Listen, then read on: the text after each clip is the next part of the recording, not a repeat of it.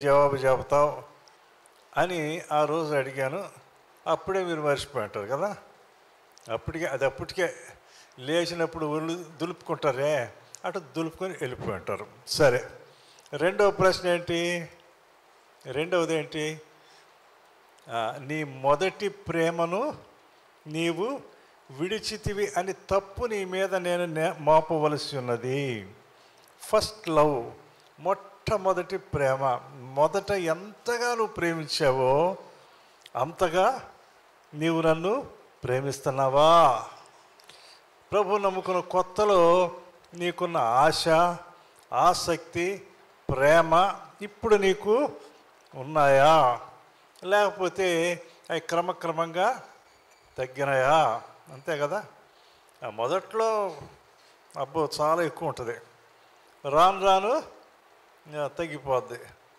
ఆడెవడంట పెళ్ళి ఎప్పుడు చెప్తుంటారు, పెళ్ళి అయిన కొత్తలో ఏమంటే నాకు మైసూర్ పాక్ కావాలండి అన్నదంట భార్య. పెళ్ళి అయిన కొత్త కదా, సాయంకాలం పూట వెళ్ళిపోయాడు. పాప రాత్రి పడుకోవడానికి రాలా. ఏమైపోయాడా అని అనుకుంది. ఇంట్లో వాళ్ళంతా కలవరపడుతున్నారు, ఏమైపోయాడు. ఆ రాత్రి రాలా, మరుసటి రోజు రాలా, మూడో రోజు వచ్చాడంట ఇంటికి. ఎక్కడికి వెళ్ళేవారంటే మా ఆవిడ నన్ను మైసూర్ పాకు తెమ్మంది. మైసూర్ పాకు తేవటానికి ఎంతసేపు అంటే వాడు మైసూర్ పాకు కోసం మైసూరు పోయాడంట. ఎక్కడ పోయాడు? అప్పుడు మైసూరు పోయాడు. తర్వాత రాను రాను రాను రాను ఏమైంది? మొదట్లో మైసూర్ పాకు కోసం మైసూరు పోయాడు. తర్వాత ఈడేదేదో పనుల్లో ఉండి ఈరోజు మైసూర్ పాకు చేయలేదంటాడు ఇంటికి పోయి.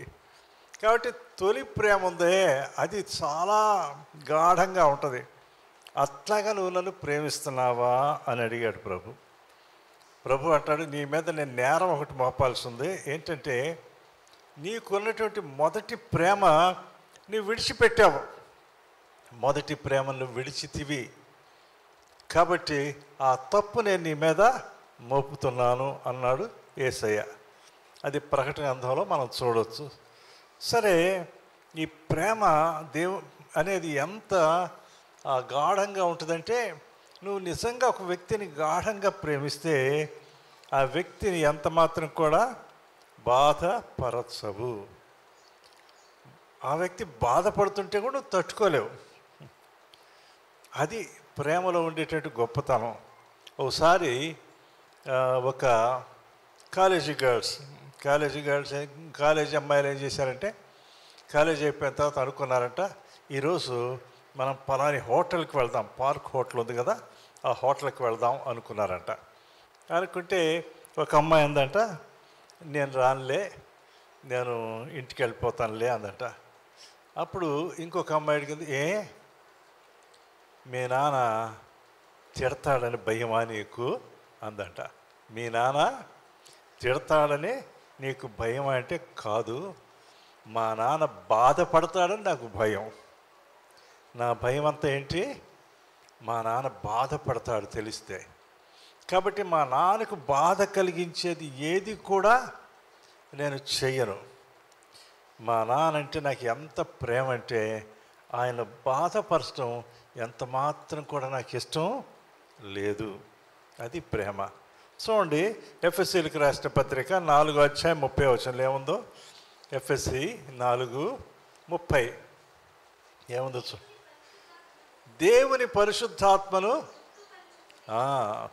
దుఃఖపరచబాకండి అయ్యా బాబు. దేవుణ్ణి ఎందుకు దుఃఖపరుస్తారు? పై భాగంలో ఇంకా ఏముంది చూడండి, వినువారికి మేలు కలుగునట్లు అవసరమును బట్టి క్షేమాభివృద్ధికరమైన అనుకూల వచనమే పలుకుడి కానీ దుర్భాష ఏదైనను మీ నోట రానియకుడి. మీ మాటల ద్వారా కూడా దేవుని పరిశుద్ధాత్మను దుఃఖపరచకండి. కాబట్టి దేవుని మన మాటల ద్వారా, మన క్రియల ద్వారా దేవునికి దుఃఖం కలుగుతుందేమో. అలా కలగకుండా జీవించడమే దేవుని ప్రేమించే జీవితం. ఒక మాట మాట్లాడే ముందు దీనివలన దేవుని పరిశుద్ధాత్మ లేకపోతే దేవుడు దుఃఖపడుతున్నాడా? పౌలు ఎంత స్పష్టంగా రాస్తున్నాడంటే మీ క్రియల వలన లేకపోతే మీ మాటల వలన కూడా దేవుడు దుఃఖపడతాడు. ఆయన బాధపరచకుండా ఉండే జీవితం నువ్వు కలిగి ఉండాలి. అప్పుడే నువ్వు నిజంగా దేవుని ప్రేమిస్తున్నట్టు. అది కాబట్టి పరిశుద్ధాత్మ, దేవుని పరిశుద్ధాత్మను దుఃఖపరచొద్దు అంటాడు అపోస్తలుడైన పౌలు. దేవుని యొక్క వాక్యం చెప్పేది అది. రెండో విషయం ఏంటంటే, అసలు మనం ఎవరినైతే ప్రేమిస్తున్నామో వాళ్ళతో ఎక్కువగా గడపడానికి ఇష్టపడతాం. ఇప్పుడు కూడా మనం ఎప్పుడైతే ఎవరిని ఎక్కువ ప్రేమిస్తామో వాళ్ళతో ఎక్కువగా గడపడానికి ఇష్టపడతాం. ఎప్పుడెప్పుడు వెళ్ళిపోదామా, ఎప్పుడెప్పుడు కలుసుకుందామా అని ఉంటుంది. వాళ్ళని మర్చిపోలేం. అంత మాత్రమే కాకుండా వాళ్ళతో కలిసి మాట్లాడుతున్నప్పుడు విడిపోవడానికి కూడా ఇష్టపడం. ప్రేమ, మనం ప్రేమించే వ్యక్తితో మాట్లాడుతూ ఉంటే తనివి తీరదన్నమాట. అంటే ఎంతసేపు మాట్లాడుకుంటానే ఉంటాం, కానీ వాళ్ళతో కలిసి ఉంటాం, కానీ కొన్నిసార్లు మాట్లాడకపోయినా అలాగే కలిసి ఉంటాం, కానీ విడిచిపెట్టిపోవడానికి ఇష్టం కాదు.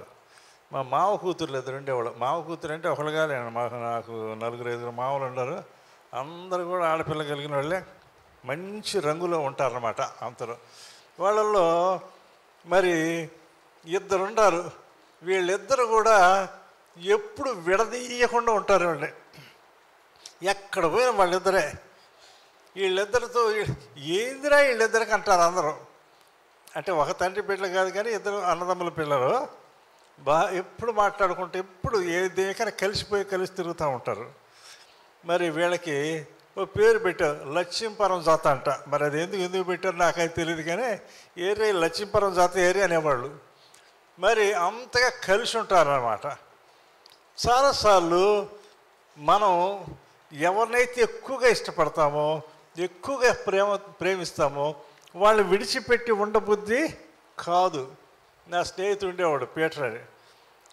మొదట్లో తన కోసం నేను కబాడిపాలెం నుంచి మామిడిపాలెం వెళ్ళి నేను నడుచుకుంటూ పోయా. నేను ఎందుకు పోయా అంటే బైబిల్ స్టడీకి తీసుకోవడం పోయా. మేమంతా విద్యార్థులు అప్పుడు. అక్కడికి నడుచుకుంటూ పోయా. పోతే వాళ్ళ అమ్మ చెప్పింది, అయ్యా అబ్బాయి ఇప్పుడే పడుకున్నాడయ్యా అంది. లోపల పడుకున్నాడంట, వింటున్నాడంట. నేను పడుకున్నాను అని చెప్పింది కదా అమ్మ, నిద్రపోతే తనే వెళ్ళిపోతాడని పడుకున్నాడంట. నేను సర్లే అమ్మ లేచిన దాకా కూర్చుంటాని తాను నిద్ర లేచేదాకా కూర్చున్నా నేను. ఆ తర్వాత నిద్ర లేస్తే వాళ్ళమ్మ లేచి చెప్పింది, అయ్యో అబ్బాయి వచ్చి అప్పటి నుంచి కూర్చున్నాడయ్యా, నీ కోసం కూర్చొని ఉన్నాడా అంటే లేచి అడిగాట. అమ్మ నేను నిద్రపోకముందు వచ్చాడు కదా. అవును, ఇంకా ఉన్నాడా? నీకోసం కూర్చోన్నాడయ్యా. అప్పుడు లేచి నాతో పాటు మరలా ఏబీఎం హై స్కూల్కి బైబిల్ స్టడీకి వచ్చాడనమాట. అట్లా మేము మొదట్లో విద్యార్థులను పనిచేసేవాళ్ళం. సరే, ఆ రోజు నుండి వాస్తవానికి మా ఇద్దరి మధ్య స్నేహం ఎంత ఎక్కువైందంటే, నా కోసం మామిడిపాలెం నుంచి కబడ్డీపాలెం వచ్చేవాడు. ఆ రోజుల్లో ఏముంది, నడిచి రావడమే, నడిచి వస్తాడు. ఇద్దరం కలుసుకొని ఏబీఎం హై స్కూల్ కోసం చాలాసేపు మాట్లాడుకుంటూ మేము ఎప్పుడు దేవుని మాటలే మాట్లాడుకుంటాం, చాలా విషయాలు మాట్లాడుకుంటాం. అక్కడ నుంచి ఇద్దరం కలిసిపోయి చీకటి అయిపోతుంది ఇంటికి వెళ్ళిపోతాం అని చెప్పేసి 6:30కి బయలుదేరితే మరలా వెళ్ళేవాళ్ళం. ఇద్దరు నడుచుకుంటూ జక్రీ హాస్పిటల్ దాకా వెళ్ళేవాళ్ళం. సరే, తననేవాడు, నువ్వు చాలా దూరం వచ్చావు, నేను మరలా వెనక్కి నీ కోసం కొంచెం దూరం వస్తాను. మరలా అక్కడి నుంచి వెనక్కి జేఎంబీ చర్చ్, బ్యాప్టిస్ట్ చర్చ్ దాకా నడిచి వచ్చేవాళ్ళం. ఇద్దరు మాట్లాడుకుంటూ నడిచి వచ్చేవాళ్ళం. నేను పీటర్ మరలా చాలా దగ్గరకు వచ్చేసాం మా ఇంటికి. మరలా మీ ఇంటి దూరమే కాబట్టి ఇంకొంచెం దూరం వస్తామని చెప్పి మరలా పోయి ఆ శివుడి దేవాలయం రోడ్డు ఉందే అక్కడ ఇద్దరం నిలబడి, ఇక్కడి నుంచి చెరి సగం ఉంది కాబట్టి నువ్వు సగం దూరపు నేను సగం దూరం పోవచ్చు కాబట్టి ఇక్కడ విడిపోదాం అనుకొని కూడా అక్కడికి ఒక గంట సేపు మాట్లాడుకొని మళ్ళీ లేట్ అయిపోతుంది, ఇంటి దగ్గర తిడతారు, మళ్ళీ అప్పుడు వెళ్ళేవాళ్ళం అనమాట. అంటే ఈ బంధం ఎక్కడి నుంచి వస్తుంది? ఇది ఒకరి ఏళ్ళ ఒకరికున్నటువంటి ప్రేమ. సరే, తాను వెళ్ళిపోయాడు, అమెరికా వెళ్ళిపోయాడు. ఆ తర్వాత నాకు ఇంకో స్నేహితుడు దీనదయాలని, మా ఇద్దరం కూడా అట్లా ఉండేవాడు. ప్రతి చిన్నదానికి నా దగ్గరికి వచ్చేవాడు. నేను ఏదో విషయం ఆడితే తన దగ్గరికి వెళ్ళేవాడిని. ఏబీఎం కాలేజీలో లెక్చరర్గా పనిచేస్తున్నా, మీ ఇద్దరం కలిసి ఉండేవాళ్ళం. ఆయన భార్య ఇంకొక వీళ్ళు అనేవాళ్ళు, వీళ్ళిద్దరూ ఏందో మరి అక్కడ లేకుండా ఒకరు ఉండలేరు అనుకునేవాళ్ళు.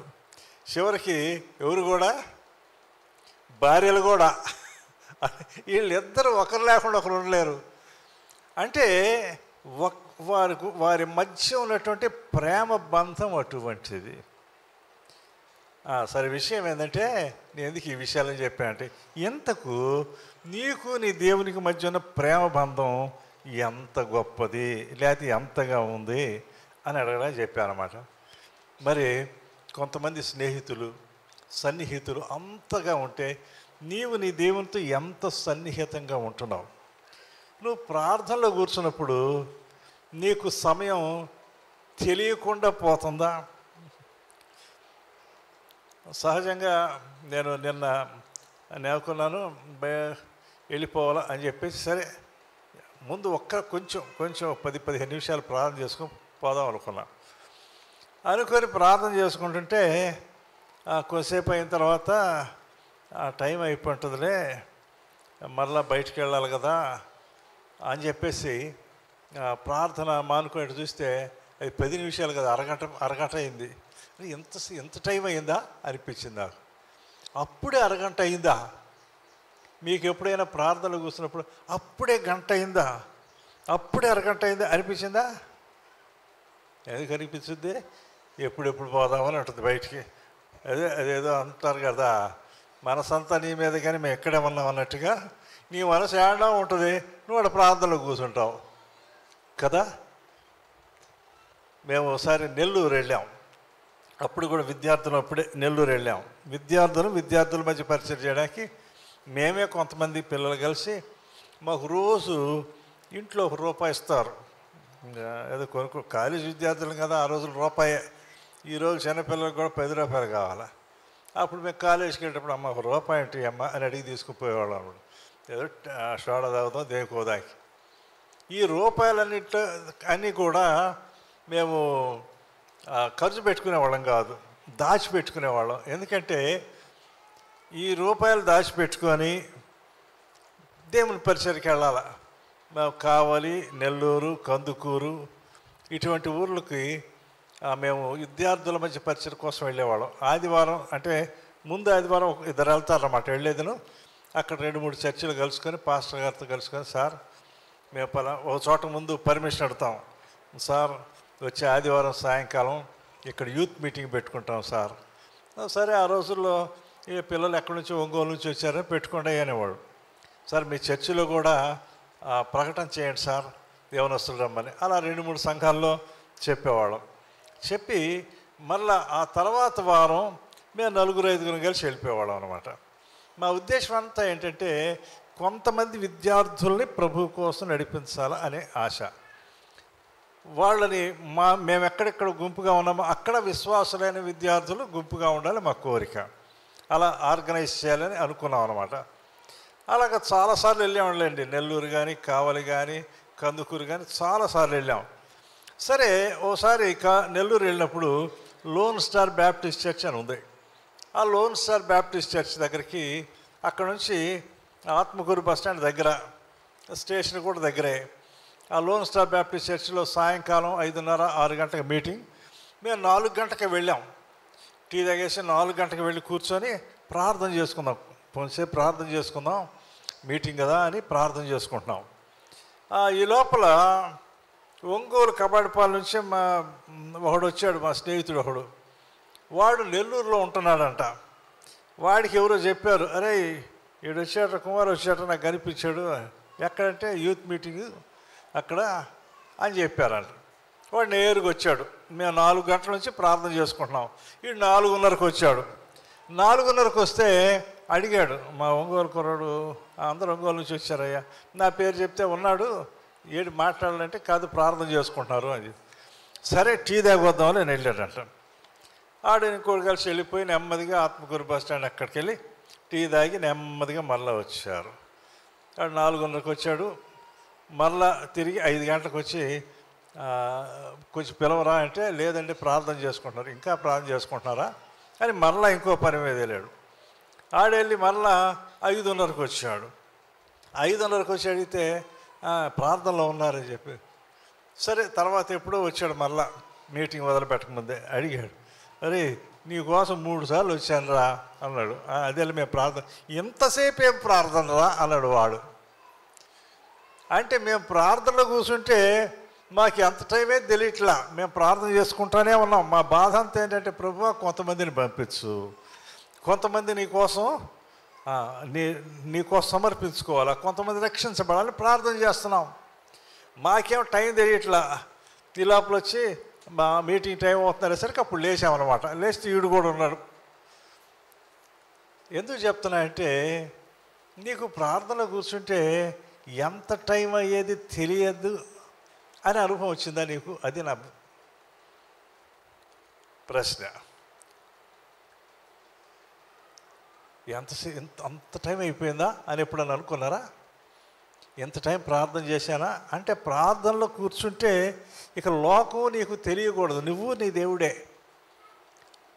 అటువంటి బంధం, దేవునితో నీ బంధం ఎప్పుడు ఉంటుందో అప్పుడు నిజంగా నువ్వు దేవుని ప్రేమిస్తున్నట్టే. దేవుని నిజంగా ప్రేమిస్తే ఆయన సన్నిధిని నీ విడిచిపెట్టవు. సావు సుందర్ సింగ్ గారు అసలు ప్రభు పాద సన్నిధి అని పుస్తకం రాస్తాడు. అంటే దేవుని యొక్క సన్నిధిలో కూర్చున్నప్పుడు సమయం ఎంత అవుతుందో తెలియదు. ఇంకోటి, దేవుని యొక్క వాక్యం చదువుతున్నప్పుడు కూడా నీకు సమయం ఎంత అవుతుందో తెలియకూడదు. తెలుసా నీకు? దేవుని వాక్యం చదువుతూ ఉంటే నీకు ఎంత సమయం అవుతుందో ఎప్పుడు తెలియకుండా ఉంటుంది. ఎప్పుడు తెలియకుండా ఉంటుంది అని చెప్పేదా? కీర్తనల గ్రంథం చూడండి. కీర్తనల గ్రంథం 63వ కీర్తన 4-5 వచనాలు. 63వ కీర్తన. నా మంచం మీద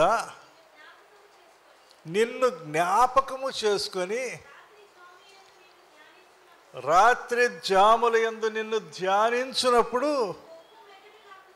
అబ్బా ఎట్టుందంట, కొవ్వు మెదడు దొరికినంతగా నా ప్రాణము.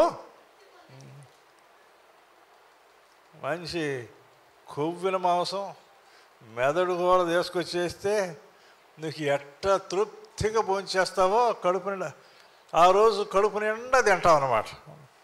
ఎందుకు? అంత రుచిగా ఉంటుంది కాబట్టి. దావీదు గొర్రెల కాపరి కదా, ఆయనకు బాగా తెలుసు కొవ్విన గొర్రెలు ఎంత బాగుంటాయో, మెదడు ఎంత బాగుంటుందో ఆయనకు బాగా తెలుసు. కాబట్టి ఆయన రాస్తున్నాడు, ప్రభువా నేను తినేటప్పుడు ఎంత సంతోషం అనిపిస్తున్నానో, నీ సన్నిధిలో నిన్ను గురించి ధ్యానం చేస్తున్నప్పుడు నాకు అంత సంతోషంగా ఉంది. నీకు ఎప్పుడన్నా అనిపించిందా? ఎందుకు అనిపించుద్ది నీకు? ఎప్పుడెప్పుడు లేచిపోదామని ఉంటుంది కదా. సో ఇంకొకటి కూడా దావీదు రాస్తున్నాడు. 19వ కీర్తన 9-10 వచనాలు చూడండి. 19వ కీర్తన 9-10 వచనాలు.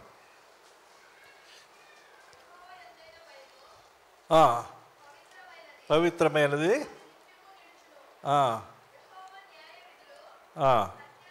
యెహోవా న్యాయ విధులు సత్యమైనవి,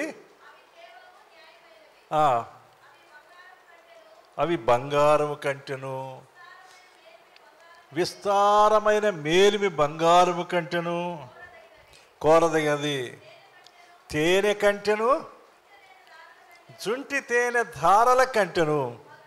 అబ్బా ఏంటి? దేవుని యొక్క కట్టడలు, దేవుని యొక్క మాటలు. దేవుని మాటలు చదువుతుంటే, వాక్యం చదువుతుంటే ఆయనకి ఎలా ఉందంట? జుంటి తేనె ధారలు తిన్నట్టుగా ఉందంట. తేనె ఎంత తీయగా ఉందో, ఎంత రుచిగా ఉందో, దేవుని వాక్యం అంత రుచిగా అనిపిస్తుంది. నీకు దేవుని వాక్యం అంత రుచిగా లేకపోవడానికి కారణం ఏంటి? దేవుని వాక్యంలో ఉండి దేవుడు నీతో మాట్లాడకపోవటం, లేకపోతే దేవుని స్వరం వినాలనే ఆశ నీకు లేకపోవడం. కాబట్టి దేవుని యొక్క వాక్యం పట్ల నీకు శ్రద్ధ, ఆశ, కోరిక ఎప్పుడు లేదో అప్పుడు దేవునితో నీకు సరైన సంబంధం లేదు అని అర్థం అన్నమాట. ఎప్పుడైతే ప్రార్థన నీకు వెగటగా అనిపిస్తుందో, వాక్య ధ్యానం నీకు వెగటగా అనిపిస్తుందో, నీకు దేవునితో సరైన సంబంధం లేదు అని అర్థం. దేవునికి నీకు మధ్య ప్రేమ బంధం లేదు అని అర్థం. దేవుని యొక్క సన్నిధిలో మనం కూర్చుంటే తృప్తిగా దేవుని వాక్యం వినాలా అని ఎప్పుడైనా అనిపించిందా? లేకపోతే ఎప్పుడైపోద్దా? టైం చూసుకుంటా ఉంటావా? టైం చూసుకుంటా ఉంటే నీకేమో లేదని అర్థం. దేవుని సన్నిధిలో నీకు తృప్తి లేదని అర్థం. దేవుని సన్నిధిని అనుభవించట్లేదని అర్థం. నిజంగా దేవునితో నీకు అత్యధికమైన ప్రేమ అంటే నువ్వు ముందు పరిగెత్తి వస్తావు దేవుని సన్నిధికి. వచ్చేదని ముందు కూర్చుంటావు, అయిపోయింది దాకుంటావు, చివరి దాకుంటావు. లేకపోతే ప్రార్థన కానుకేసి బయటికి వెళ్ళిపోవు. ఎందుకంటే నీకు దేవుని సరైన సంబంధం లేదని అర్థం. అసలు ప్రేమ బంధం లేదని అర్థం. మేము ఒకసారి గూడూరు వెళ్ళాం. గూడూరులో హౌస్ ఆఫ్ ప్రేయర్ అని ఒకటి ఉంది. అక్కడ మరి జేసుదాస్ అన్నని ఉండేవాడు. ఆ అన్న భక్సింగ్ గారితో కలిసి పరిచయం చేసినాడు. ఆయన్ని రెండవ భక్సింగ్ అంటారు ఆయన్ని. అంత మంచి దైవజనుడు ఆయన. అక్కడ సేవకుడు ఆయనే ప్రారంభించాడు ఆ హౌస్ ఆఫ్ ప్రేయర్ అనేది. ప్రారంభించి చాలా పెద్దగా, అప్పుడే చాలా పెద్దగా కట్టాడు. నాకు చాలా ఇష్టం అన్న అంటే. నేను అప్పుడప్పుడు మొదట నేను మా కాలేజ్ విద్యార్థులతో కలిసి వెళ్ళాను. అంటే బైబిల్ కాలేజ్ విద్యార్థులతో కలిసి వెళ్తే అన్న కూడా నన్ను చాలా ఇష్టపడేవాడు. ఎందుకో మొత్తానికి మా ఇద్దరి మధ్య అంత ఆత్మీయ బంధం ఉండేది. ఒకసారి మేము కాలేజ్ విద్యార్థులతో కలిసి వెళితే మమ్మల్ని ఒక ఊరు పంపించారు. ఆ ఊరిలో అంటే కలిచేడు అనే ఊరు, ఆ తర్వాత ఇంకొక ఊరికి పంపించారు. ఆ చుట్టుపక్కల వాళ్ళ సంఘాలు ఎన్ని ఉన్నాయో అన్ని సంఘాలకి మమ్మల్ని పంపించారన్నమాట వాక్య పరిచయకి. మేము వెళ్ళి ఊరు పేరు నాకు జ్ఞాపకం లేదు, కానీ ఆ ఊరిలో 3 రోజులు మీటింగ్స్ పెట్టారు. 3 రోజులు మీటింగ్స్ పెడితే వాళ్ళు అన్నారు, ఒకరోజు బ్రదర్ ఇక పక్కన ఇంకో పల్లెటూరు ఉంది, ఆ పల్లెటూరులో అంత క్రైస్తవేతరులు ఉన్నారు, వాళ్ళు ప్రభువుని నమ్ముకున్నారు, చాలా ఆసక్తిగా ఉంటారు, ఒకరోజు ఉదయం మీటింగ్ అక్కడ పెట్టుకుందాం అన్నారు. సరే అన్నాం. సరే ఉదయాన్నే బస్సు ఎక్కి వెళ్ళిపోయిన తర్వాత ఒక ఇంట్లో, ఒక పెద్ద ఇల్లు, బాగా ఆ హాల్ చాలా పెద్దగా ఉంది, చాలామంది స్త్రీలు చేరారు అక్కడ. చక్కగా పాటలు పాడాం, వాళ్ళు పాటలు పాడారు. ఆ తర్వాత అనే వాక్యం చెప్పాను. దాదాపు గంటన్నర మాట్లాడాం. అయిపోయిన తర్వాత భోజనానికి కూర్చున్నాం. వాళ్ళు చెప్పారు, అయ్యా భోజనం అయిన తర్వాత మాకు ఇంకో గంట సేపు వాక్యం చెప్పయ్యా అన్నారు. భోజనం అయిన తర్వాత ఏం చెప్పమన్నారు? మీరేం చేస్తారు మీటింగ్ అయితే? అదే తోడుకొని లేచిపోవటం ఇంటికి కదా. ఇంటి దగ్గర ఆకలేస్తుంది, ఇంటి దగ్గర పోయి తిని శుభ్రంగా మంచం మీద పడుకుందాం అనుకుంటాం. నాకు చాలా ఆశ్చర్యం వేసింది. ఇదేంట్రా బాబు, ఇప్పుడు దాకా వాక్యం చెప్తే, ఇప్పుడు దాకా ప్రార్థనలో కూర్చుంది, భోజనం అయిపోగానే మరలా కూర్చున్నారు. వాళ్ళు కూడా భోజనం చేశారు అంతా. మరలా కూర్చొని వాళ్ళే పాటలు మొదలుపెట్టారు. అయిపోయిన తర్వాత హౌస్ ఓనర్తో ఆవిడతో మాట్లాడుతున్నా. అప్పుడు ఆమె చెప్పింది, అయ్యా నేను రామానాయుడు గారి చెల్లెల్ని అని చెప్పింది. తెలుసు కదా, డి రామానాయుడు సినిమా ఆయన, వాళ్ళ చెల్లెల్ని అని చెప్పి నన్ను ఇక్కడ ఇచ్చారు ఈ ఊర్లో అని. ఆమెకి 10వ తరగతి చదివే పిల్లవాడు ఉన్నాడు. వాడు మరి ఎందుకు వెళ్ళిపోయాడంట. అందరు అంటున్నారయ్యా మీరు యేసు ప్రభువుని నమ్ముకున్నారు, అందుకే వాడు వెళ్ళిపోయాడంటే ఆ అనర్థం జరగటానికి కారణం మీరు యేసు ప్రభువుని నమ్ముకోవడం అని అర్థం అనమాట. కాబట్టి మీరు యేసు ప్రభువుని నమ్ముకున్నారు కనుక ఈ కీడు మీకు వచ్చింది అని. దయచేసి ప్రార్థన చేయండి అయ్యా అని చెప్పింది. నాకు అనిపించింది, ఎంత తెలిసి మరి ఇన్ని కష్టాలు ఉండి ఎవరు ఏమనుకుంటున్నా వీళ్ళు దేవుని యొక్క సన్నిధిని విడిచిపెట్టడానికి ఎంత మాత్రం కూడా ఇష్టపడడం వల్ల ఒక పూట ప్రార్థన వాళ్ళకి చాలా. మాకు సాయంకాలం మళ్ళీ 4 గంటల దాకా, ఎందుకంటే మళ్ళీ వెళ్ళి రాత్రి మీటింగ్కి మేము సిద్ధపడాలి, ఆ ఊరు వెళ్ళాలి బస్సు పట్టుకొని. కాబట్టి సాయంకాలం 4 గంటల దాకా ఉండి మీటింగ్ పెట్టి మళ్ళా వాక్యం చెప్పి మేము వచ్చేటప్పుడు అనుకున్నాం, వీళ్ళు హిందువులైన ప్రభువుని నమ్ముకున్న వీళ్ళు ఎంత ఆశ, ఎంత ఆసక్తి కలిగిన, మన వాళ్ళకి ఏ కోశాన లేదే ఇది అనుకున్నాం. ఎందుకంటే వాళ్ళు దేవుని ప్రేమిస్తున్నారు కనుక దేవుని సన్నిధిలో ఎంతసేపున్నా వాళ్ళకి తనివి తీరట్లా. నీకేమనిపిస్తుంది? కొంచెం టైం కాగానే గడియారం చూడాలా అనిపిస్తుంది కదా. ఈరోజు 2 అయిందే, ప్రార్థన అయిపోయేసరికి ఈరోజు 2 అయిందే అని అనిపిస్తుంది మీకు. కానీ నిజంగా నువ్వు దేవుని ప్రేమిస్తే దేవుని సన్నిధిలో కూర్చునే సమయం నీకు తెలియదంతే. దేవుని సన్నిధిలో నీవు తృప్తి పొందుతావు. అందుకే నీవు వచ్చేటప్పుడు ప్రార్థన చేసి రావాలి, ప్రభువా నీ సన్నిధిని నేను అనుభవించడానికి సహాయం చేయి. నీవు నాతో ఉండు, నిశ్చయంగా నువ్వు నాతో మాట్లాడు. నీ సన్నిధిని అనుభవిస్తే అక్కడి నుంచి నాకు లేచి రాబుద్ది కాదు. అంతే. నేను లేచిన తర్వాత అందరూ మా చుట్టూ చేరారు. వాళ్ళు త్వరగా మమ్మల్ని బానీయరే ఆ ఊరి నుండి. కారణం ఏంటంటే దేవుని మాటలు, దేవుని సన్నిధి, దేవుని పిల్లలు వాళ్ళకంత ఆప్యాయంగా ఉన్నారు. మరి మనకెట్టుంది? ప్రభు అంటాడు, నువ్వు నన్ను ప్రేమిస్తున్నావా? నువ్వు నన్ను ప్రేమిస్తే నా యొక్క సన్నిధి నీకు ఎలా ఉంది? నా సన్నిధిలో నువ్వెలా ఉంటున్నావు? నా సన్నిధిలో నువ్వు ఎంతసేపు ప్రార్థన చేయగలుగుతున్నావు? ఎంతసేపు వాక్య ధ్యానం చేయగలుగుతున్నావు? ఎంతసేపు ఆరాధనలో కూర్చోగలుగుతున్నావు? త్వరగా నన్ను విడిచిపెట్టకపోవాలందా నీకు? చాలాసార్లు దేవుడు మనకి దేనికి అవసరం అంటే మనల్ని కాపాడడానికి. ప్రభువా ఈ రాత్రి నేను నిద్రపోతున్నాను, నా చుట్టూ ఉండయ్యా, నీ దూతలను కావలు ఉంచయ్యా, నాతో ఉండయ్యా, నన్ను కాపాడయ్యా. ఎవరాయన నీకు? వాచ్మెనా? సెక్యూరిటీ గార్డా? డబ్బులు ఇచ్చి పెట్టుకుని సెక్యూరిటీ గార్డా? లేకపోతే వాచ్మెనా నీకు? నాతో ఉండయ్యా. నేనేమో నా ఇష్టం వచ్చి దిగుతుంటానయ్యా, ఎవరితో ఒకరితో మాట్లాడుతుంటా, నువ్వు నాతో ఉండయ్యా. నీకు పని ఎవరు? నువ్వు మాత్రం నాతో ఉండు, నేను నీతో మాట్లాడను. నాకు ఇష్టమైన వాళ్ళతో నేను మాట్లాడుతుంటాను. నువ్వు నన్ను విడిచిపెట్టి బాబాకు, ప్రమాదం ఏమి రాకూడదు నాకు కదా.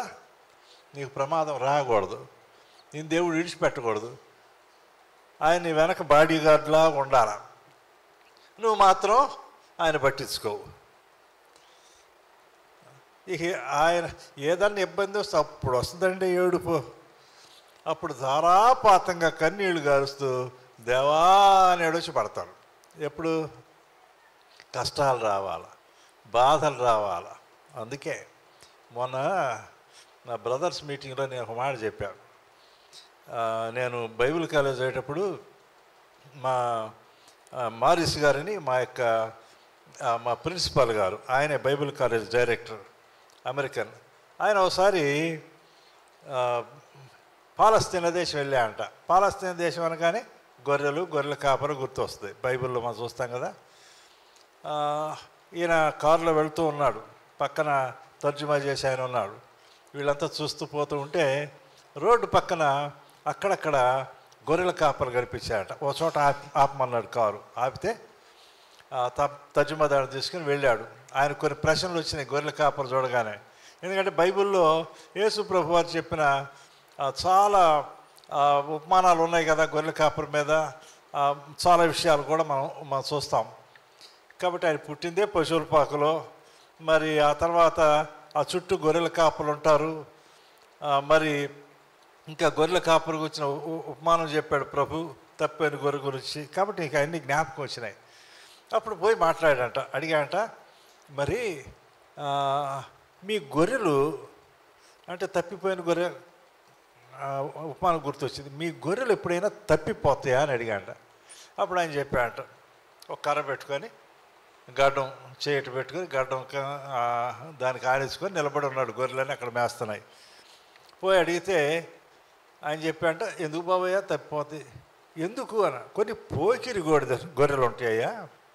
ఈ పోకిరి గొర్రెలు అప్పుడప్పుడు మందని ఇడిచిపెట్టి పక్కకి వెళ్తుంటాయి.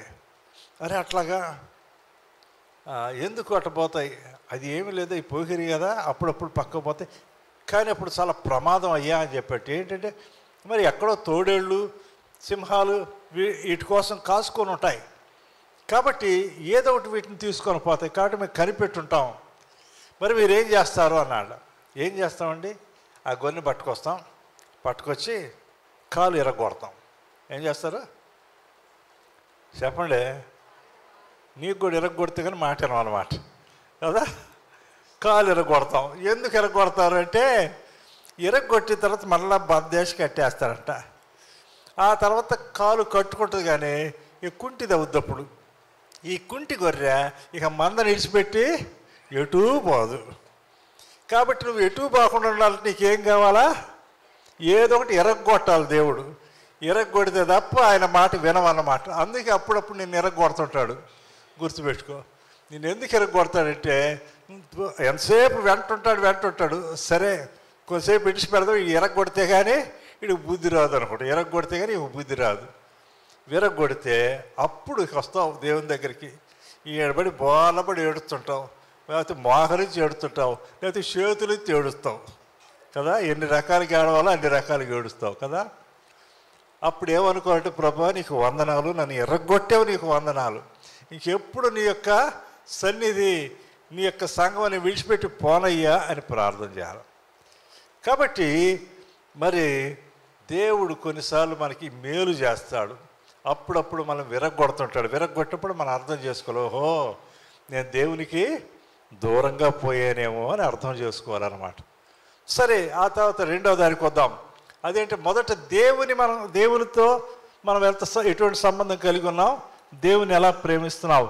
రెండవది సహోదర ప్రేమ. అదే చూడండి మత్తయి సువార్త 22వ అధ్యాయంలో 39వ వచనం. మొదటేమో నీ దేవుడే నీ యెహోవాని ఇలా ప్రేమించాలి. ఇది మొదటిది. ముందుదేంటి? ఇది మొదటిది, ఇది ముఖ్యమైనది, మొదటిదై ఉన్నది. వెంటనే ఇంకోటి ఏం చెప్తున్నాడు?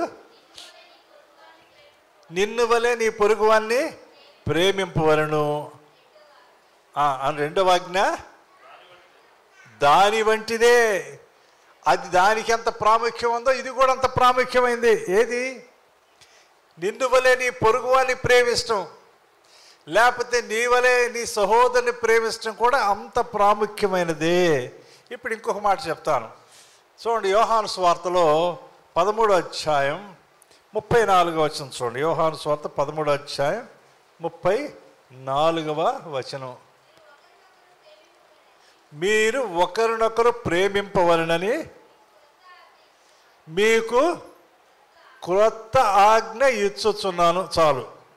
మీరు ఒకరినొకరు ప్రేమించవలనని మీకు క్రొత్త ఆజ్ఞ ఇచ్చున్నాను. ఇది కొత్తదా పాతదా? ముందేం చదివించాను? నిన్ను వలె నీ పొరుగువాన్ని ప్రేమింపవలను. ఇక్కడేమో చెప్తున్నాడు ప్రభు? ఒకరినొకరు ప్రేమింపవలను. ఇప్పుడు చెప్పండి, ఇది కొత్తదా పాతదా? ఏంది మాట్లాడలేదని చెప్పండి. సరే, ఇంకోటి చెప్తా. లేవి కాండం 19వ అధ్యాయం 18వ వచనం. లేవి 19:18. లేవి కాండం 19వ అధ్యాయం 18వ వచనం. కీడుకు ప్రతి కీడు చేయకూడదు, నీ ప్రజల మీద కోపముంచుకొనక నిన్ను వలె నీ పొరుగువాన్ని ప్రేమింపవలను అనే మాట పాత నిబంధనలో లేవి కాండంలో చేసి ప్రభుదీ చెప్పారు. కాబట్టి ఇది ఎంత పాతది, కొన్ని వేల సంవత్సరాల నుంచి ఉన్న వాక్య భాగం అది, ఆజ్ఞ అది. నిన్ను వలె నీ పొరుగువాన్ని ప్రేమింపవలను అని. ఇప్పుడు యేసు ప్రభు అంటున్నాడు, నీ కొత్త ఆజ్ఞ ఇస్తున్నాను. అదేంటి? మీరు ఒకరినొకరు. ఇది మనకి పాత దానిలా కనిపిస్తుంది. తర్వాత చూడండి, ఇంకా తర్వాత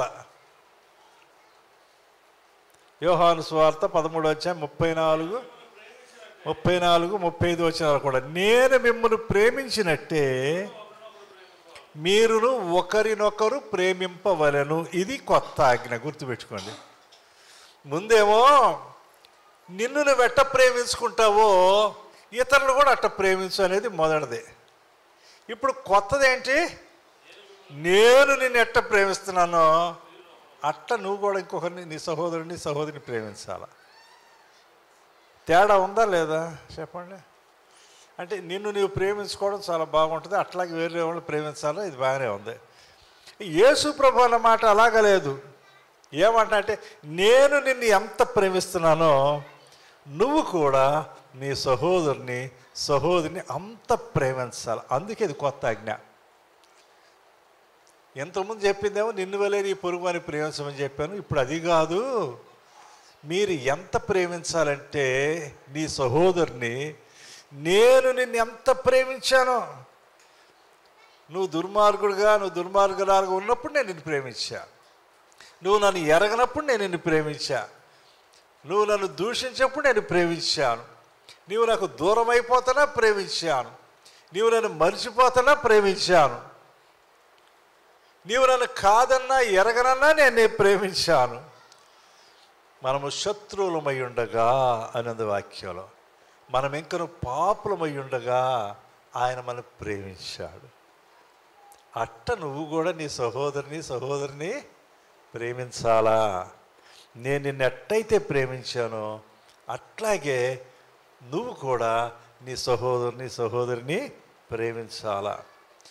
అసలు ఈ మాటలు ఎవరు రాశారంటే, ఇప్పుడు దేవుని యొక్క యోహాను సువార్త 3:16 ఎంతమంది తెలుసు చెప్పండి. బైబిల్ చదవకుండా చెప్పచ్చు. యోహాను 3:16 దేవుడు లోకమును ఎంతో ప్రేమించెను కాగా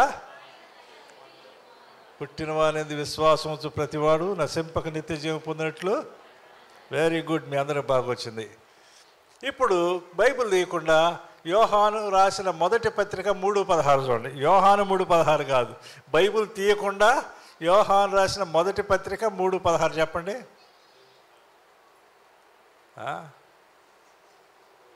అరే ఇదే చెప్పింది, దీన్నే చెప్తూ చూడండి. ఇప్పుడు చదవండి. యోహాను రాసిన మొదటి పత్రిక 3:16.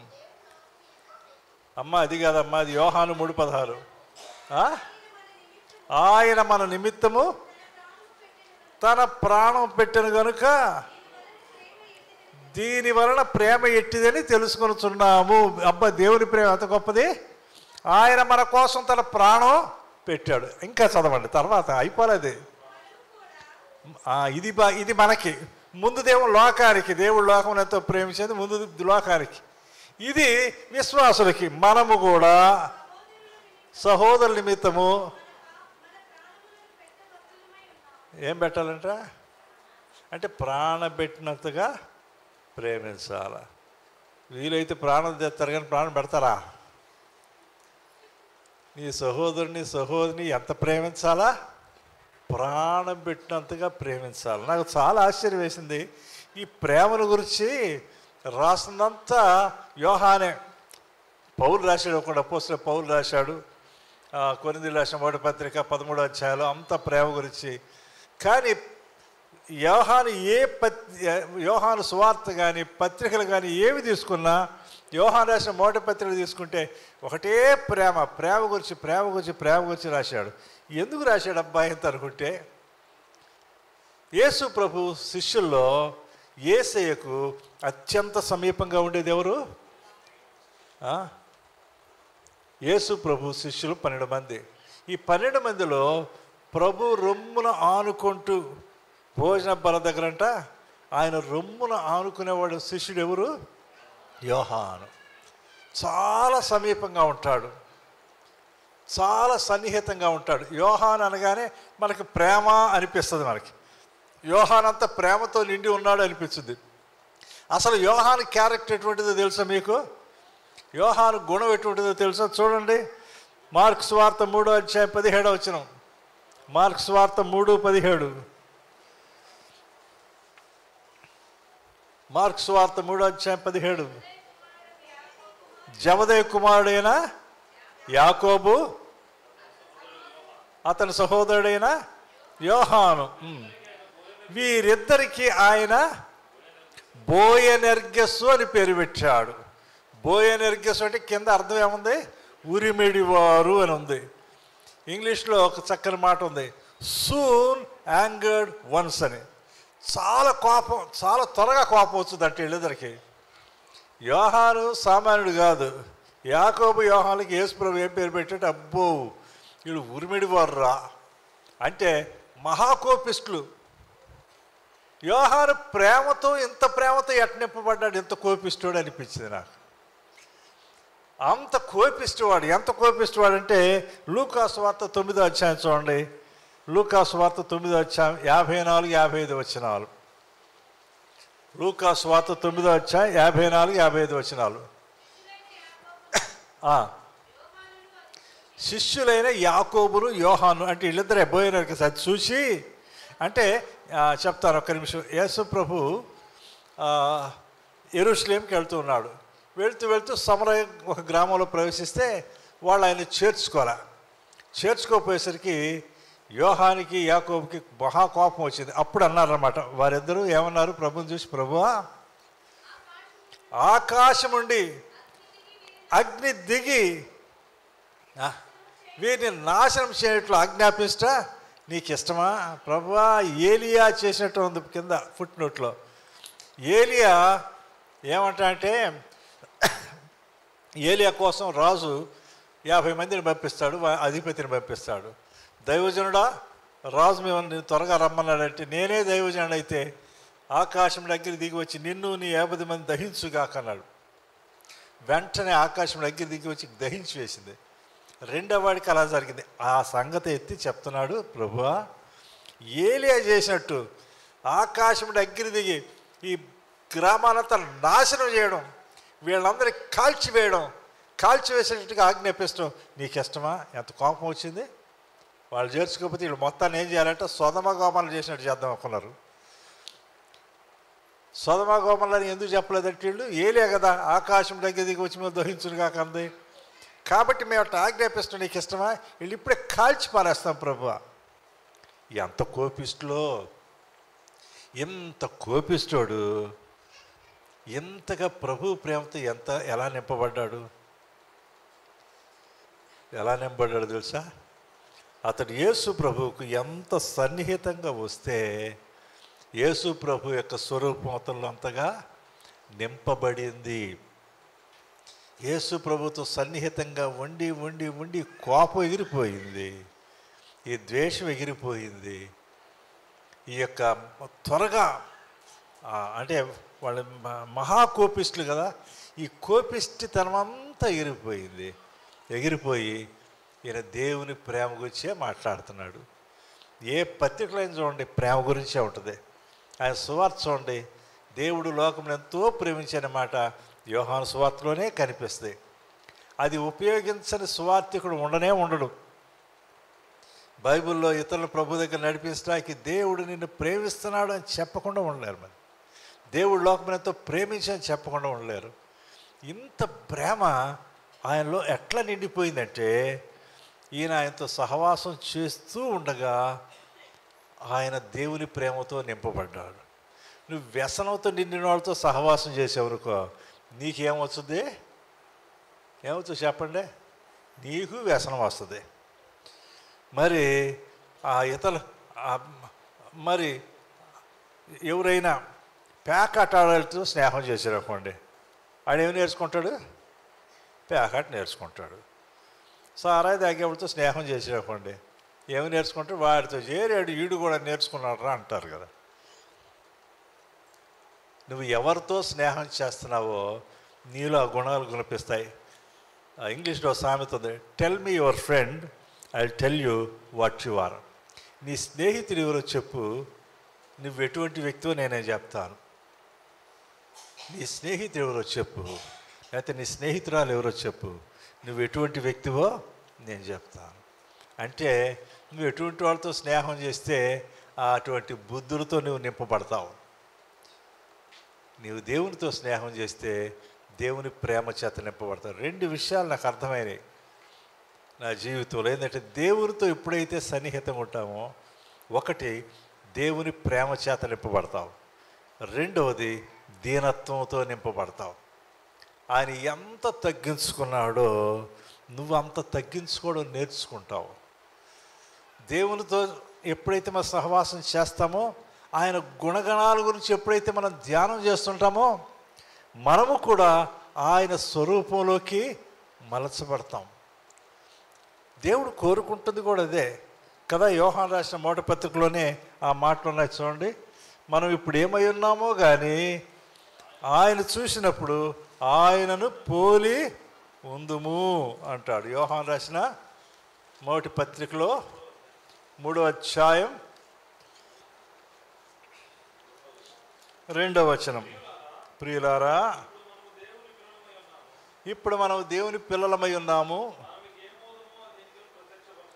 మనం ఏమవుదామో అది ఇంకనూ ప్రత్యక్షపరచబడలేదు, కానీ ఆయన ప్రత్యక్షమైనప్పుడు ఎట్టుండాలా? జాగ్రత్తగా వినండి. ఎట్టుండాలా? ఆయన ఎట్టయితే ఉన్నాడో నువ్వు అలాగా ఉండాలి. ఆయన ఉన్నట్టుగానే ఉందుము కనుక, ఆయన చూతుము కనుక ఆయనను పోలి ఉందుము. ఎట్లయితే ఆయన ఉంటాం ఆయన పోలి ఉంటాం. ఫిలిప్పీ 3:21 చూడండి. ఫిలిప్పీ 3:21.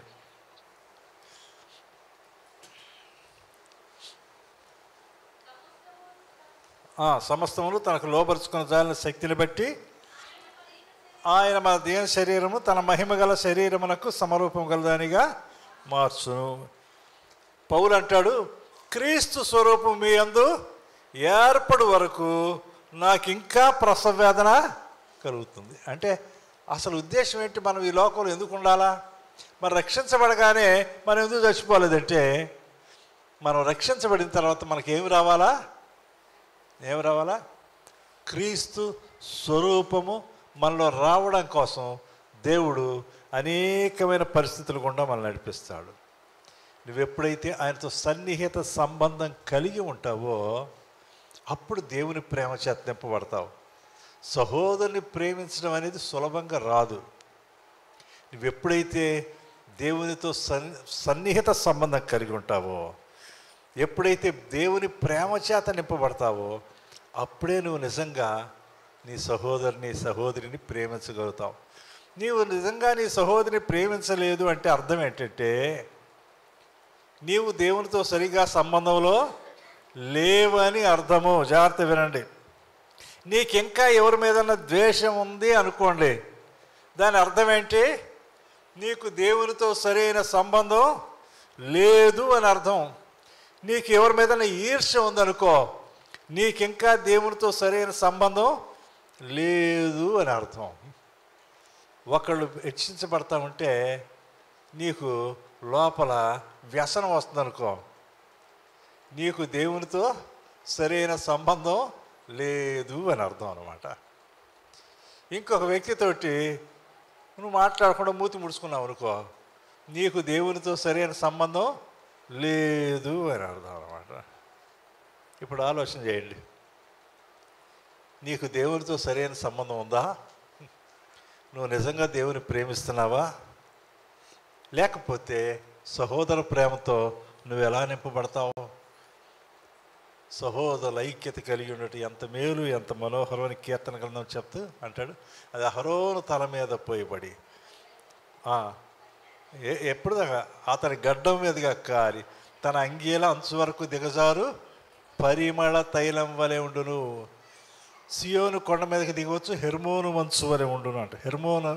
హెర్మోను అనేది పెద్ద కొండ, సియోను కొండ చిన్నది. హెర్మోను కొండ మంచుతో నింపబడి ఉంటుంది. అది సియోను కొండ మీదకి దిగుతుందంట. అంటే అక్కడ అనాయింట్మెంట్ లేకపోతే అభిషేకం ఉంటుందని దాని అర్థం అన్నమాట. కాబట్టి ఒకసారి మన హృదయాలు జీవితాలు పరిశీలన చేసుకుని, ప్రభువా నిన్ను ప్రేమించడానికి నాకు నేర్పించు, నీ సన్నిధిని ప్రేమించడానికి నాకు నేర్పించు, నీ వాక్యాన్ని ప్రేమించడానికి, నీ యొక్క సన్నిధిలో ప్రార్థన ప్రేమించడానికి నాకు నేర్పించు, నీ యొక్క సన్నిధానాన్ని నిన్ను ప్రేమించడానికి నాకు నేర్పించు, అలాగే నీ స్వరూపులకు మార్చబడడానికి నాకు సహాయం చేయి. అప్పుడు నేను నీ ప్రేమను చూపించగలను. ఇందాక చదివిన మాట ఒకటి ఉంది, యోహాను సువార్తలో నేను ఒక మాట చదివించాను, అది ఒకసారి చదవండి చెప్తాను. యోహాను సువార్త 13వ అధ్యాయంలో, యోహాను సువార్త 13వ అధ్యాయంలో ఒక మాట చదివారు, మీరు ఒకరినొకరు ప్రేమించవలనని నేను క్రొత్త ఆజ్ఞ ఇస్తున్నాను, నేను మిమ్మల్ని ప్రేమించినట్టే మీరు ఒకరినొకరు ప్రేమించవలను. ఇది వినండి, మీరు ఒకరి ఎడల ఒకడు ప్రేమ కలిగిన వారైన ఎడల దీనిని బట్టి మీరు నా శిష్యులు అని అందరూ తెలుసుకుంటారు. అంటే నువ్వు నిజంగా దేవుని బిడ్డవి అని తెలుసుకునేది ఎప్పుడో తెలుసా? అబ్బో, దేవుని కోసం ఇంత పరిశీలన చేస్తండి, మందిరం అంతా జిమ్ముతున్నానండి, మరి మందిరం శుభ్రం చేస్తున్నానండి, సిద్ధపరుస్తున్నానండి, సండే స్కూల్ తీసుకుంటున్నానండి, పాట పాడుతున్నానండి, పరిచయం చేస్తున్నానండి, ఇంత చేస్తాను. అది నువ్వు దేవుని బిడ్డవని తెలుసుకునేది దానికి ఆధారం కాదు. నువ్వు ఎప్పుడు దేవుని బిడ్డవని తెలుసుకుంటావు? మీరు ఒకరినొకరు ప్రేమించాలి. దీనిని బట్టి మీరు నా శిష్యులని, ఏముంది అక్కడ? మీరు నా శిష్యులని మనుషులు తెలుసుకుంటారు. అవతలు చూసిన అబ్బా వీళ్ళు నిజమైన విశ్వాసులు. నీలో ఉన్న ప్రేమ చూసి, దేవుని ప్రేమ చూసి నువ్వు యేసు ప్రభు శిష్యుడు అని తెలుసుకుంటావు, శిష్యురాలు అని తెలుసుకుంటారు. తల్ల వంచండి, ప్రార్థన చేసుకుందాం. ప్రేమగల కృపగల తండ్రి, మీకు మిక్కిలి వందనాలు, స్తుతులు, స్తోత్రం చెల్లిస్తున్నాం. ఈ సమయంలో ఈ రీతిగా నీ సన్నిధానం మీద చేరి నీ మాటలు ధ్యానం చేసుకుంటూ మీ ఇచ్చిన సమయాన్ని బట్టి వందనాలు. విత్తబడిన మాటలు మా హృదయంలో జీవితాలు ఫలింప చేయండి. మేము నిన్ను ప్రేమించటకు మాకు నేర్పించండి. నీవు మమ్మల్ని బహుగా ప్రేమించావు ప్రభా, ప్రాణమిచ్చినంతగా ప్రేమించావు. ఇదిగో నా తండ్రి, మా ప్రేమలో ఎంతో కొరత, ఎంతో వెలితి కనిపిస్తూ ఉంది ప్రభా. మమ్మల్ని క్షమించవస్తే కోరుకుంటున్నాం ప్రభా. కృపల తండ్రి, మరి మేము మిమ్మల్ని ప్రేమించడానికి, మీ సన్నిధిలో గడపడానికి, మీతో సహవాసం చేసి నీ యొక్క స్వరూపంలోకి మలచబట్టుకు సహాయం దయచేస్తూ కోరుకుంటున్నాం. ఇదిగో నా తండ్రి, నీవు మా పట్ల చూపించిన ప్రేమను మేము మా పొరుగు వారికి చూపించి, ఇదిగో నా తండ్రి, దీని వలన మేము నీ శిష్యులంగా పిలువబడే అర్హత మేము పొందుతూ సహాయం దయచేయండి.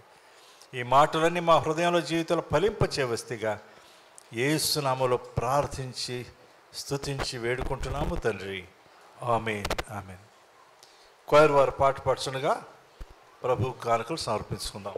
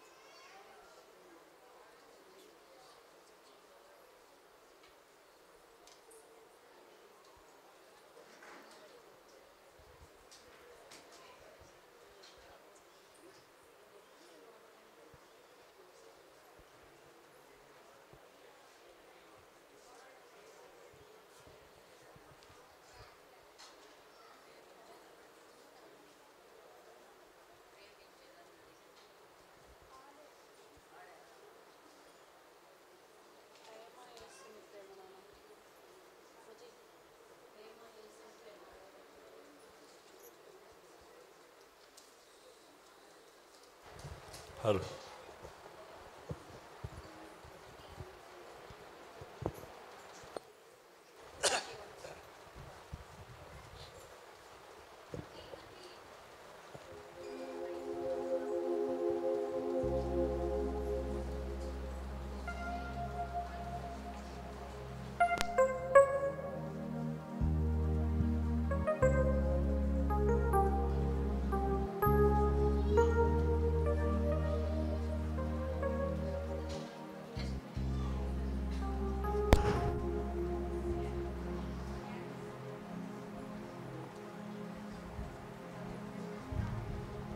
శివన్ సంగీత శ్రవంతి పాటలు పుచ్చుకోండి. 231 పాట.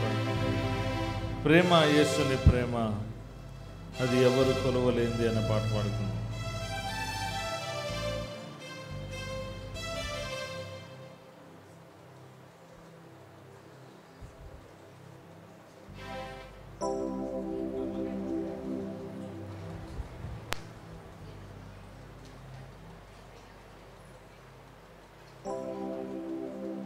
హలో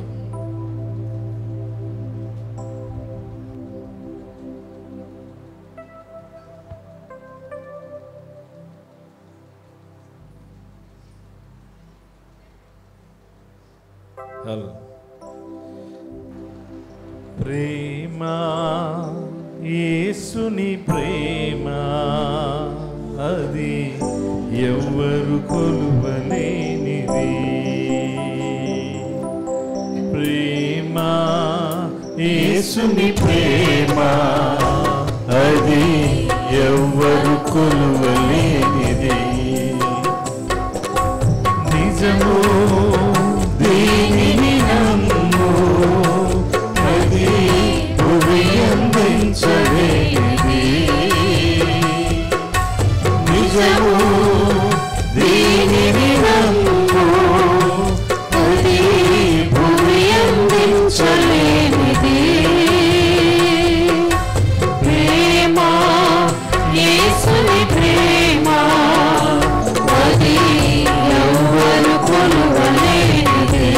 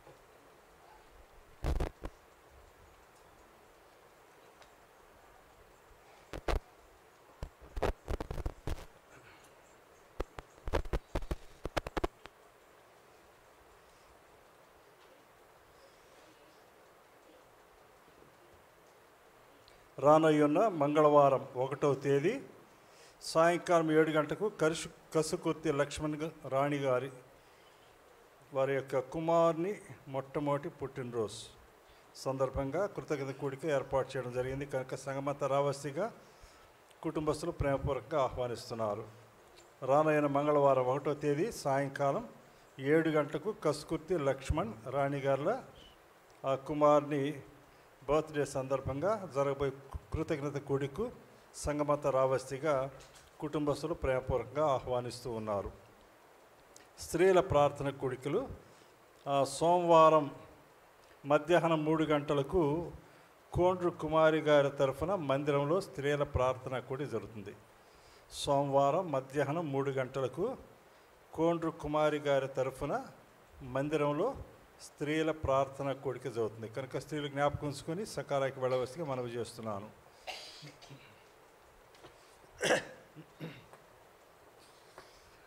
ప్రతి ఆదివారం ఉదయం 7:30కు సండే స్కూల్ జరుగుతుంది. మరి 10:30 గంటలకు ఆరాధన, సాయంకాలం 6:30 గంటలకు యవనస్తుల బైబిల్ స్టడీ జరుగుతుంది. మరి బుధవారం బైబిల్ స్టడీ, శుక్రవారం ప్రార్థన కూడిక జరుగుతాయి. మరి గురువారం సాయంకాలం సహోదరుల కూడిక జరుగుతుంది. జ్ఞాపకం ఉంచుకోండి. మన సభల కొరకు ప్రార్థన చేయండి, సమీపంగా ఉన్నాయి. మరి ఇంకొక ఆదివారమే మధ్యలో ఉంది కదా, కనుక ప్రార్థన చేయండి. మరి ఈ నెల 10, 11, 12, 13 తేదీలో మన వార్షిక సభలు జరుగుతాయి. 10వ తేదీ సాయంకాలం నుండి 13వ తేదీ మధ్యాహ్నం ఆరాధనతో వార్షిక సభలు ముగుస్తాయి. రాత్రుల్లో సభలు ఉంటాయి. మరి సహోదరులు సూర్యచంద్రరావు గారు వారు దర్శనం నుండి మన మధ్యకు వస్తారు. వారు దేవుని యొక్క వాక్యాన్ని పంచుకుంటారు. ఆ తర్వాత 11వ తేదీ ఉదయం 9:30 నుండి సాయంకాలం 4:30 వరకు యూత్ రిట్రీట్ జరుగుతుంది. 12వ తేదీ ఉదయం 9:30 నుండి 4:30 వరకు ఫ్యామిలీ రిట్రీట్, కుటుంబముల సదస్సు, ఇంకో విధంగా చెప్పాలంటే భార్యాభర్తల సదస్సు జరుగుతుంది. సోదరులు వసంత్ కుమార్ గారు, ఆయన సతీమణి, వారిద్దరు కూడా హైదరాబాద్ నుండి మన మధ్యకు వస్తారు. వారు దేవుని యొక్క వాక్యాన్ని ఆ కుటుంబముల సదస్సులో పంచుకుంటారు. మరియు ఆదివారం ఉదయం కూడా వారే దేవుని యొక్క వాక్యాన్ని పంచుకుంటారు. ఈ సభల కొరకు ప్రార్థన చేయండి. మరి డిసెంబర్ నెల 12, 13 తేదీల్లో కూడా 2 రోజులు మనకు ప్రత్యేకమైన ఉద్యోగ సభలు జరుగుతాయి.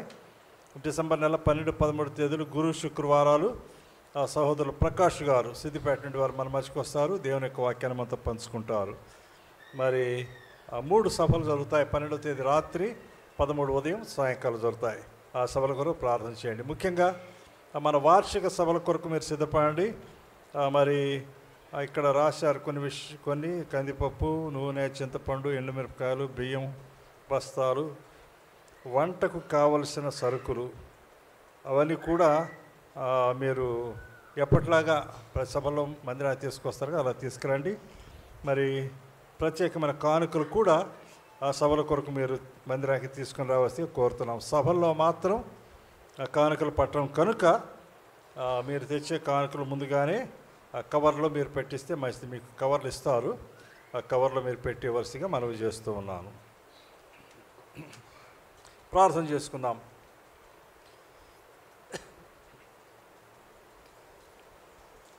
ప్రేమగల కృపగల తండ్రి, మీకు మిక్కిలి వందనాలు, స్తుతులు, స్తోత్రం చెల్లిస్తున్నాం. ఈ సమయంలో ఏ రీతిగా నీ పాదశంలో చేరి మీ మాటలు ధ్యానం చేసుకుంటే మీ సమయాన్ని బట్టి వందనాలు. విత్తబడిన మాటలు ప్రతి హృదయంలో, జీవితంలో మీరు ఫలింపచేవస్తిగా విజ్ఞాపన చేస్తున్నాం. సహాయం దయచేయండి, బలపరచండి. నా ప్రభువా, మీ యొక్క రాకడ దినాలు ఎంతో సమీపంగా ఉంటుండగా నా తండ్రి మీరు రాకడ కొరకు సిద్ధపట్టు సహాయం దయచేయండి. సంఘాన్ని దర్శించండి, బలపరచండి. సంఘంలో ప్రతి బిడ్డల గురించి కూడా ప్రార్థన చేస్తున్నాం. నా ప్రభువా, నీ యొక్క రాకడ కొరకు సిద్ధపరచండి. ప్రతి బిడ్డ కూడా కుటుంబ సమేతంగా నీ సన్నిధిలో కనపట్టు సహాయం దయచేస్తూ కోరుకుంటున్నాం. అంత మాత్రమే కాదు, ప్రతి బిడ్డకు కూడా కుటుంబ సమేతంగా నీ రాకడలో ఎత్తబడి సిద్ధపాటు కలిగి ఉంటూ సహాయం దయచేస్తుగా నీ సన్నిధిలో విజ్ఞాపన చేస్తూ ఉన్నాం. మరియు నా ప్రభువా, కృపల దేవ, మరి సండే స్కూల్ పిల్లల గురించి ప్రార్థన చేస్తున్నాం. వారు దర్శించండి, బలపరచండి నా తండ్రి. వారిని నడిపించిన వారిని కూడా మీరు దీవించవలసిగా కోరుకుంటున్నాం. వారు నడిపించుతున్న బిడ్డలు సరైన రీతిగా వారిని నీ యొక్క సన్నిధిలో నడిపించే విషయంలో సహాయం దయచేయండి. తల్లిదండ్రులు కూడా వారి పట్ల శ్రద్ధ వహించడానికి మీ సహాయం అనుగ్రహించగా నీ సన్నిధిలో విజ్ఞాపన చేస్తున్నాము తండ్రి. మరియు నా ప్రభు కృపల దేవ, ఈ సమయంలో నా తండ్రి మరి యవన బిడ్డ గురించి ప్రార్థన చేస్తున్నాం. యవన బిడ్డలు వారి జీవితాన్ని మీరు సమర్పించిన వారు మారు మోసుకుంది రక్షించబడి సహాయం దయచేయండి. మరి ఉద్యోగ ప్రయత్నాలు ఉంటున్న బిడ్డల గురించి ప్రార్థన చేస్తున్నాం. మీ కృప అనుగ్రహించండి. మీరే నా ప్రభు మీ చిత్తానుసారమైన రీతిగా మరి ఉత్తమమైనది వారికి అనుగ్రహించవలసిగా విజ్ఞాపన చేస్తున్నాం. రానున్న ఎగ్జామ్స్లో కూడా మీరు తోడుగా ఉండి వివేకము జ్ఞానం దయచేసి నిశ్చయంగా గొప్ప విజయం దయచేస్తుగా నీ సన్నిధిలో విజ్ఞాపన చేస్తున్నాం. ఇదిగో నా తండ్రి మరి రానున్న సభల గురించి ప్రారంభం చేస్తున్నాం. అక్టోబర్ నెలలో నా ప్రభ 10 నుండి 13వ తేదీ వరకు జరగబోయే వార్షిక సభను మీరు దీవించండి, మీరు ఆశీర్వించండి. రానున్న మీకు దాసులు మీ ఆత్మ నింపండి. సూర్యచంద్రరావు గారిని అలాగే నా ప్రభ వసంత్ కుమార్ గారిని మీ ఆత్మ నింపి బలపరిచి తగిన వర్తమానాలు మీరు మాకు అనుగ్రహించవలసిగా విజ్ఞాపన చేస్తున్నాం ప్రభువా. ఇదిగో నా తండ్రి ప్రతి అక్కర అవసరం కూడా మీరు తీర్చవలసిగా కోరుకుంటున్నాం. మంచి వాతావరణాన్ని దయచేసిగా విజ్ఞాపన చేస్తున్నాం ప్రభువా. ఆ సభలో మాకెంతో దీవెనకరంగా ఆశీర్వాదకరంగా ఉంటూ సహాయం దయచేయండి. ఇదిగో నా ప్రభువా కృపల తండ్రి మరి రానట్టు మీకు దాసుని కూడా మీ ఆత్మ నింపండి, బలపరచండి, ఆరోగ్య బలం శక్తిని దయచేయండి. ఇదిగో నా తండ్రి క్షేమంగా మా మధ్య నడిపించండి. ఇదిగో నా ప్రభా మీరే నా తండ్రి వారిని మీ యొక్క ఆత్మ నింపి వాడుకున్న వస్తుగా నీ సన్నిధిలో విజ్ఞాపన చేస్తున్నాం. అలాగే డిసెంబర్ నెలలో 12-13 తేదీలో జరిగినటువంటి సభల గురించి ప్రారంభం చేస్తున్నాం. ప్రకాష్ గారు మీ ఆత్మ నింపి బలపరిచి మా మధ్య నడిపించి చక్కని వర్తమానాలు దయచేస్తుగా నీ సన్నిధిలో విజ్ఞాపన చేస్తున్నాం. సంఘం బలపరచబట్టకు ఈ రాకడ కొరకు సిద్ధపరచబట్టు సహాయం దయచేస్తుగా నీ సన్నిధిలో విజ్ఞాపన చేస్తున్నాం తండ్రి. మరియు నా రేపటి కానుకలు బట్టి వందనాలు ఆశ్రయించండి. మీ నామకర్త కొరకు మీరు వాడుకోండి. చేరువచ్చిన ప్రతిభను దర్శించండి, బలపరచండి, మీ కార్యములు జరిగించండి. మీరు ఇచ్చిన మంచి సమయాన్ని బట్టి మీకు వందనాలు స్తుతులు స్తోత్రం చెల్లిస్తూ ప్రతి బిడ్డను మీ హస్తాలకు అప్పగించుకుంటూ యేసు నామములో ప్రార్థించి స్తుతించి వేడుకుంటున్నాము తండ్రి. ఆమేన్. పరలోకమందున మా తండ్రి నీ నామం పరిశుద్ధపరచబడుగాక, మీ రాజ్యం వచ్చుగాక, మీ చిత్తం పరలోకమంది అలాగే ఇప్పుడు మీద నెరవేరుగాక. మాకు కావాల్సిన ఆహారం ఏడు మాకు దయచేయము. మా రోస్తమే క్షమించే ప్రకారం మనం క్షమించము. మా శోధనలో అయితే కిండి తప్పించము. ఎందుకంటే రాజ్యమును బలమును మహిమయు నిరంతరం నీవేను తండ్రి. ఆమేన్. మన దేవుని ప్రేమయు కుమారుడైన యేసుక్రీస్తు వారి కృపయు పరిశుద్ధాత్మ కన్యోన్య సహవాసము సమాధానం ఇక్కడ చేరమనెల్లరకు యేసు రాక పర్యంతం తోడేంటి నడిపించునుగాక. ఆమేన్. ఆమేన్. అందరికీ వందనాలండి.